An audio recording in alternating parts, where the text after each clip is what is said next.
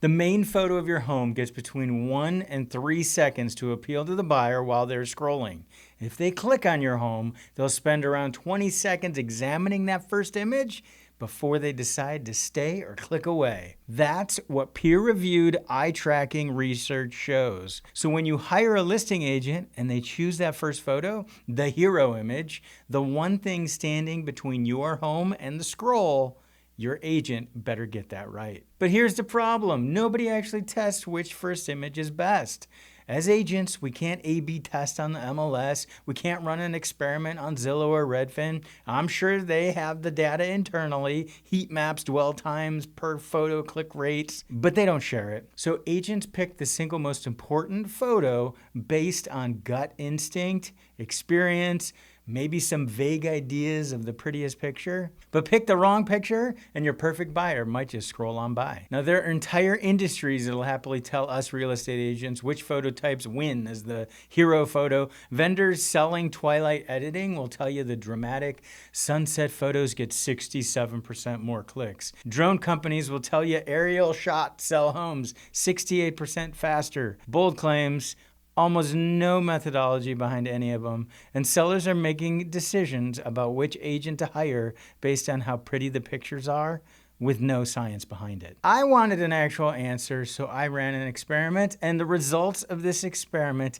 are literally changing my process for listing clients' homes. One listing, 4 photos, a carefully structured Facebook ad with the same copy, same audience, same budget, with one variable, that picture. My gut said the dramatic sunset photo would win. Those industry vendors would have agreed with me. Guess who was wrong? So why use this house as the test case for the experiment? Well, there's a few reasons. It was priced right and would appeal to a broad audience. 4 bedrooms, just over 3,000 square feet, $1.7 million in Huntington Beach, good school district, no HOA, not a niche property chasing a narrow buyer pool. This was a home a lot of buyers would consider, which is exactly what I needed for a clean experiment. And all 4 photos were professional photos. I want to be clear about that up front. This wasn't a test of iPhone photos versus pro photography. We already know how that plays out.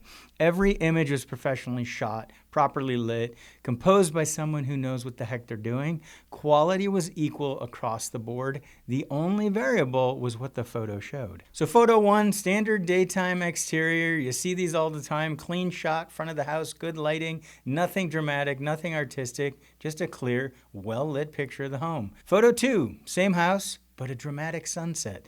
Golden hour, the sky doing its thing. The kind of photo you'd expect people would stop and look at. Photo 3, aerial drone shot. We're showing an overhead view of the neighborhood, giving it context. Number 4, this is the interior hero shot. A nice kitchen with furniture, updated clean quartz island. A good interior photo. What's your bet? My bet was that the sunset photo wins.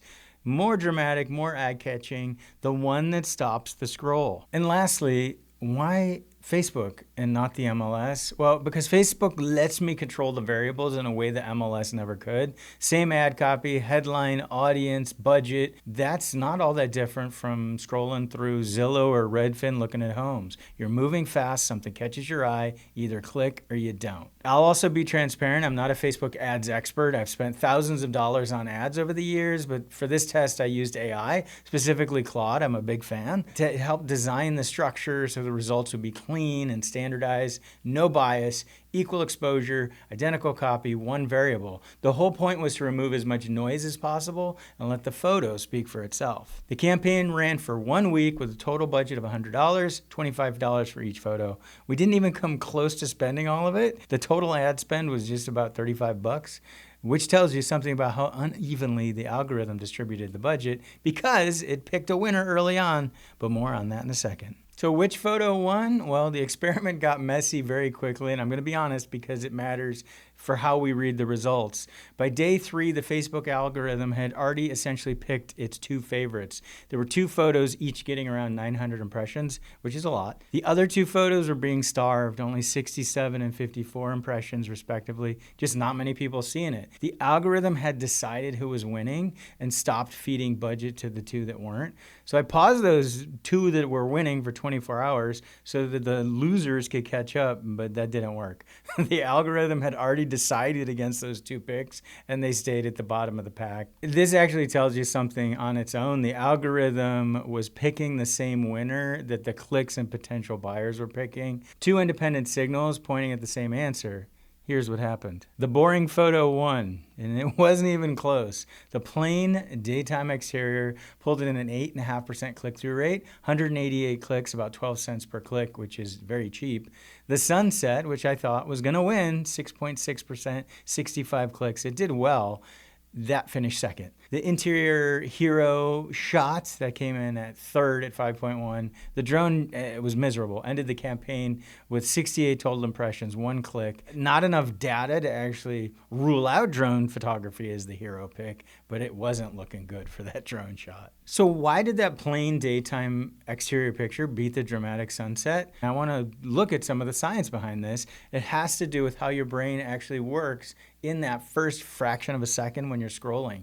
For those of you who read Daniel Kahneman's Thinking Fast and Slow, this is system 1 in action. The fast, automatic, emotional part of your brain, based in the amygdala. If you read it, you'll know what I'm talking about. It processes a visual stimulus before your conscious mind even gets involved. It's not asking, is this a beautiful photo? No, it's asking one thing, is this relevant to me right now? So when a buyer is scrolling, that daytime exterior picture answers that question instantly. House, neighborhood, daylight, real. The amygdala gets what it needs and clicks before system 2, the slower analytical brain, even engages.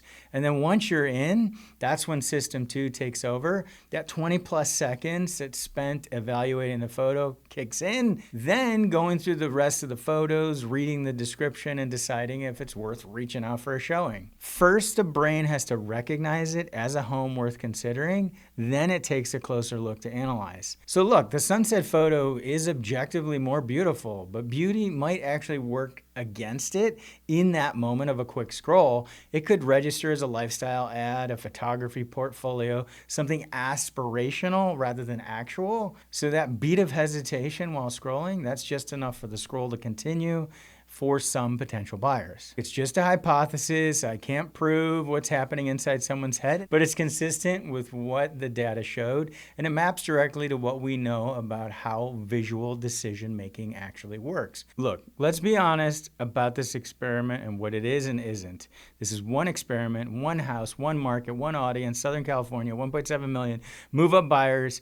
I can't tell you the results from this experiment are going to hold at every price point in every market for every property type that's out there. A home where the exterior is the weakest feature may need an interior photo to lead. Maybe there's a huge ocean view or spectacular architecture, so we may need a different photo. Maybe a $25 million listing and chasing a different buyer profile, maybe they'll need a different photo. I don't know. Nobody really does until it's tested. And while the hero photo is very important to the sale process, let's not be overly dramatic. It's not like your potential buyer will never find your home if they scroll by once or twice. But don't you want to stack the data-driven odds in your favor? So in the beginning, I said this is changing how I do business. What do I mean by that? I've been selling homes across Orange County and LA for almost 20 years now. Hundreds of transactions, different price points, neighborhoods, property types.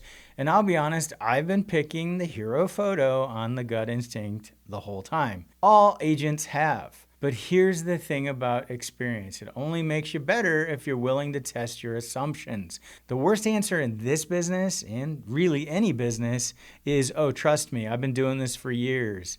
My clients deserve better than that. So here's what I'm committing to going forward because of this experiment.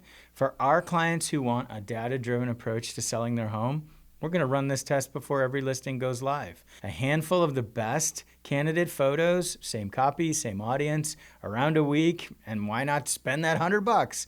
Let real buyers tell us which photo stops the scroll. No gut, no guessing, just data. Look, for most homes, the answer probably will be that same clean, well-lit daytime exterior. That's what this experiment suggests. But for a distinctive property, higher price point, home where the right first impression really matters, there's nuance worth testing. And that $100 may be the smartest $100 in the entire marketing budget.